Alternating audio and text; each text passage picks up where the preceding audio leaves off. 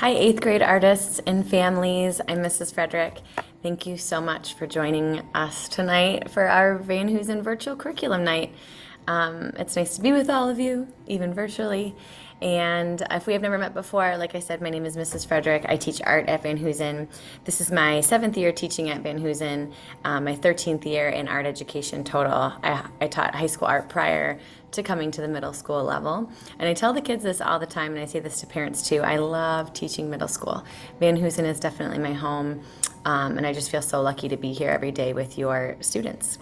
So a little bit more about myself. I graduated from Oakland University with a studio art education background, and my husband and I have a 7-year-old. She is in 2nd grade. We have a 4-year-old who is in his last year of preschool before he joins the Rochester Community School family as well. All right, so let's get down to some business here. I'm going to screen share and open our Art 8 Google Classroom. And then I have a 5th and a 6th hour, so I'm just going to pull up the 5th hour here. The information's the same for the most part. It's just so that kids can stay a little bit more organized with a 4th hour or a 5th hour.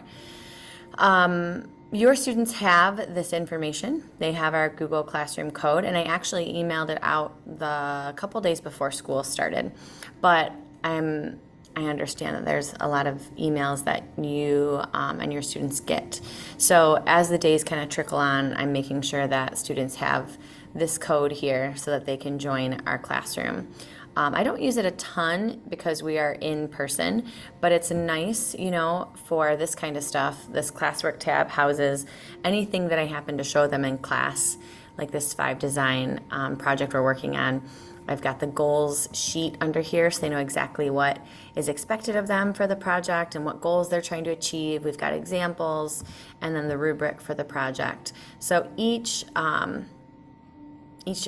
project that we do, each lesson per se, will have a folder like this with all the information that I show them. We walk in the classroom every morning or every afternoon rather, and we do a sketch a day. So students use their sketchbooks every single day. September's up here right now. So I'll just pop this up really quick in case your student hasn't shown you this before, or they haven't had art with me before, maybe, and you're brand new to this art at Van Hoosen format. So each school day, they're responsible for coming on in and doing about a 5-minute sketch of whatever kind of pops into their head. So Tuesday when we started this was pirate, and I was like, if a pirate ship pops in your head, or maybe a bag of pirate's booty pops in your head, or maybe you had a little hamster named Pirate and you want to sketch that. I don't know. Whatever you think of when you are reading these, mostly nouns, but sometimes they can be adjectives too. And at the end of the week, I give them sketchbook points for those sketch days, and we'll go into grading and all that in a little bit. But in this folder, these are my classroom expectations. We went over these on the first day, and I kind of reference them throughout the year too. Make sure you're always prepared for class. We're respectful of each other, our art space, or art materials in your workspace, where they sign out to use the restroom, that we kind of just stick to water because of just we don't want to get stuff on people's projects or your own projects.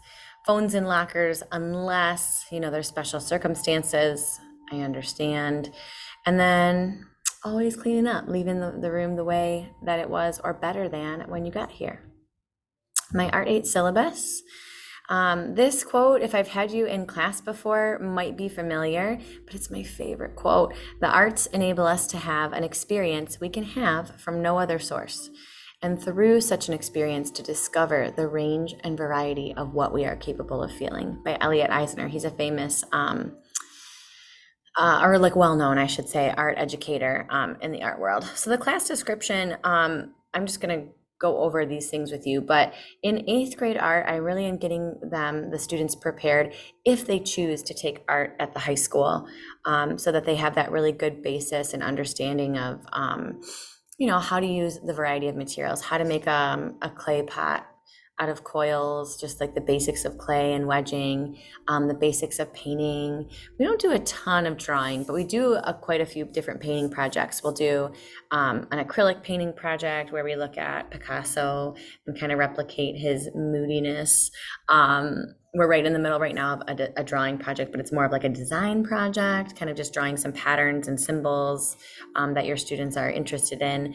And that's a thing too. I try to get them to, because eighth grade art, because they're advanced students, they might not be advanced artists, but they're advanced students, right? They're 13 and 14-year-olds, and their brains are just a little bit more developed and able to do that critical thinking and that like reflection piece than say our 11th grade or our 11-year-old sixth grade students. And they're capable of a lot too.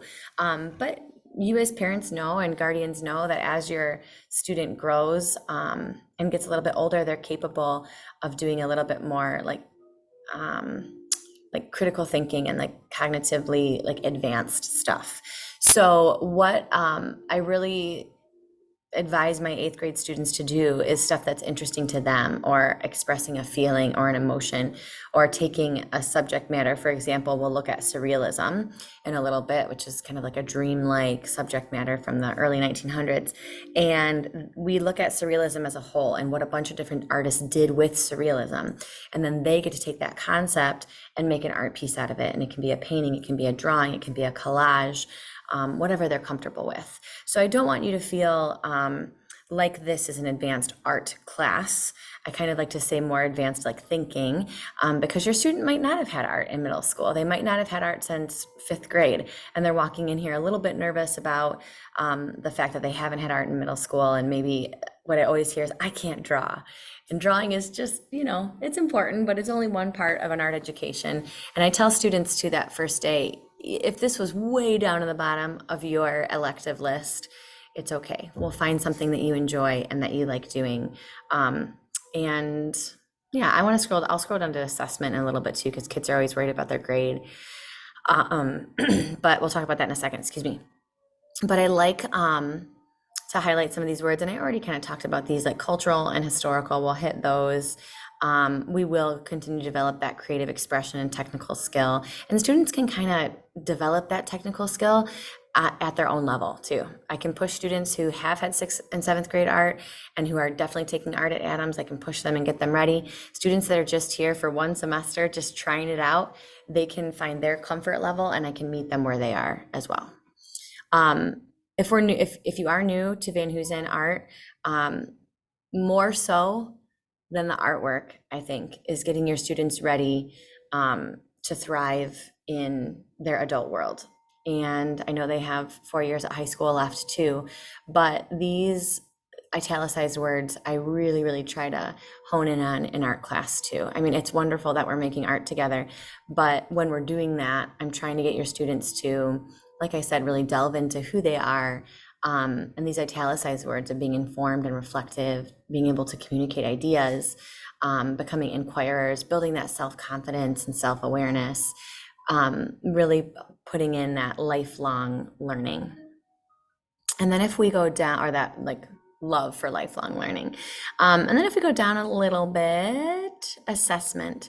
So I talk to students about how I grade based on a rubric and a set of goals. And the first project we're working on right now, this 5 design project, they had to have 5 straight lines across the page, 5 lines that aren't straight, 5 symbols or logos, and 5 textures or patterns as a minimum in this design, but they can make that design as complicated or as simple as they choose. And each time that we do a project, I talk about that. So for example, this Picasso painting that we talked about, or that I mentioned a few moments ago, we look at Picasso's blue period paintings, and the goals of the painting are that, did you use a blue palette? Did you use an accent color, which we talk about too? Did you represent a subject matter of some sort? Could be a tree, could be a cat, could be a person. And that's about it, and then the rest of it is up to them to how developed they want that to be. Assessment breakdown, I mentioned those sketch-a-days. Anything we do in our sketchbooks that I check in, like a media study or testing things out, or those sketch days, that's worth 30% of their grade. And then, and this is switched on accident. Oops, I'll fix that later. I'm sorry. And their projects are worth 70% of their grade. I'm sorry, I didn't catch that earlier. So projects are 70%, sketchbook work is 30%. And I never, ever, ever, speaking of rubrics, grade on what I think is good or pretty, or this person did this and everybody's has to look like this, or else, you know, they're bummed out with a grade. I tell your students, as long as they're using their class time well and they're really working to hit those like tangible goals for each project, they're going to do just fine. This is my contact information. My email is the best way to reach me, main office and my voicemail. And my conference hour is every day during third hour, and I can definitely respond to emails really quickly during that time. I'm gonna stop sharing here. But I hope that this was informative. If you ever need to reach out to me or ask any questions or you have any concerns, please feel free to do that. I am here for you and your student. Thank you so much.